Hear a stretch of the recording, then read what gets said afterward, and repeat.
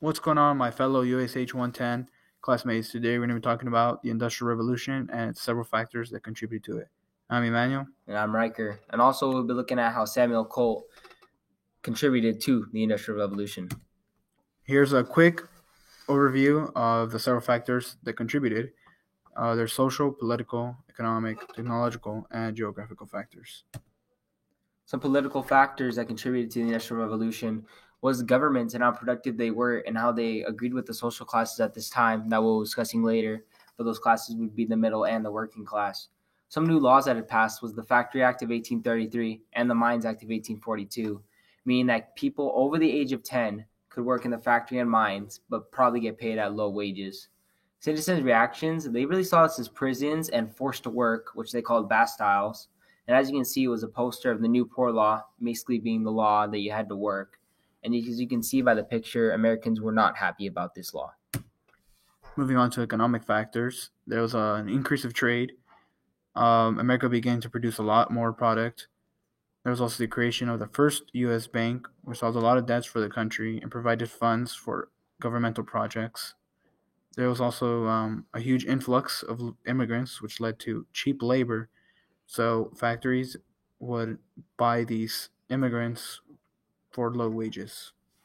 As you can see on your right is the first bank of the United States created. As stated by the British Museum, most individuals became very wealthy while some lived in horrible conditions, meaning poverty.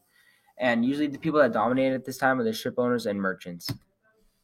Some technological factors of the revolution was creation of new highways and sea routes. This also led to the creation of steamboats. This really led to increased overseas trade.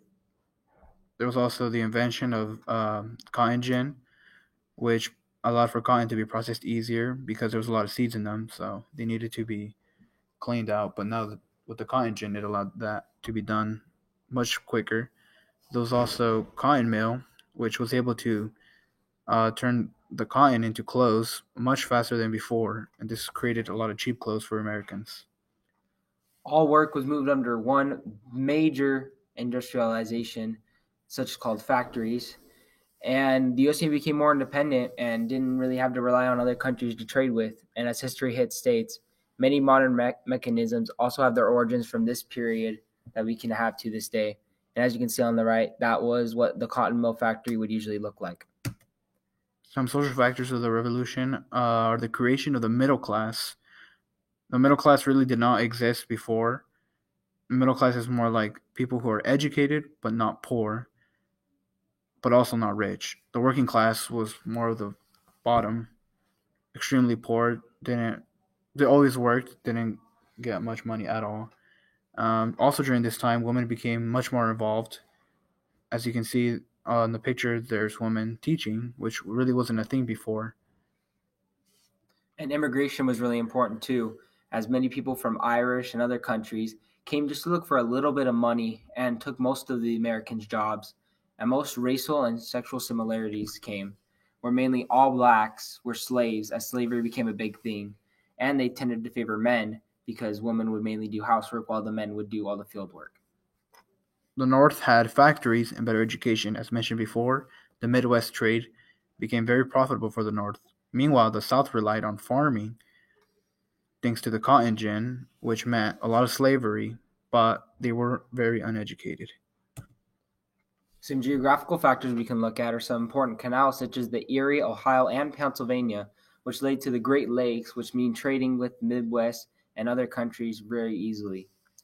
The cotton farms also destroyed a lot of the land because the South wanted more cotton, but cotton actually exhausts land very heavily. So a lot of trees, land was just destroyed to make room for these farms. The expansion of cities was very important too, as more money came with it to America. More cities and more towns and buildings were built, which also grew to pollution because, as you know, more people equals more pollution. And here we have our main man, Samuel Colt. He is nicknamed the Peacemaker because of his gun that he created, which is the .44 caliber revolver. He was indentured as a child at age 11 in Glastonbury, Connecticut, and attended school and performed chores. So he was actually born here in America. Towards his teenage years, he began to work in his own father's textile industry. His father was pretty rich. He had a lot of skills under his belt, and he had access to all the tools that Cole ever wanted. This is why Cole has large experience with factory working. And on July 4th, on 1830, he was responsible for a fire at his school, which made him cut off his technological experiences, and he had to be a seaman for the next 2 years. Afterwards, he was very into art and gun making, and as you can see by the picture to the right, that is what Samuel Colt looked like. Samuel Colt's first contribution was his patent on his revolver from 1835 to 1836. He tried to enforce hand production. He was actually a co-producer of a co-creator of interchangeable parts. Some failures that happened was the Panic of 1837, which you could say was the earlier Great Depression, where unemployment was at a career high, and how people just weren't getting paid a lot of money. People really didn't like his thing, so he went to Andrew Jackson to see if he could get his gun approved, and he approved of it and said it was a really good idea. Some other inventions he created was the waterproof cables that helped miners and seamen with Morse code, and cartridges, which helped reloading become quicker and easier, as before guns were quite slow in reloading. His patent on his gun led to, among his other creations, led to a lot of conflict. Many companies copied his ideas, so he sued them.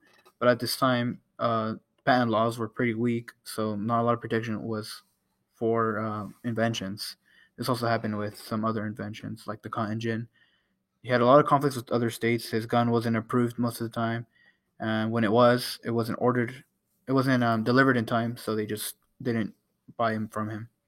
Some solutions he took was just to fix the prices to make them a reasonable cost for people to buy. And he went to Rollin White, who also took his idea and made it more machine manufacturing when, obviously, as you know, Colt preferred hand production.